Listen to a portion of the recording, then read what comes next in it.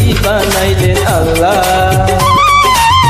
মাশাআল্লাহ মাশাআল্লাহ নিজ হাতে কি বানাইলেন আল্লাহ।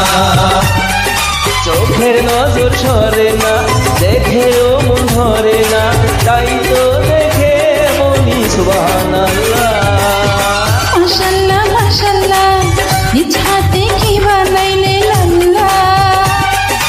আইলো বুঝি উড়িয়া এমন চোখ ছেড়িয়া, মেয়ে দেখলে বলে সুবহানাল্লাহ।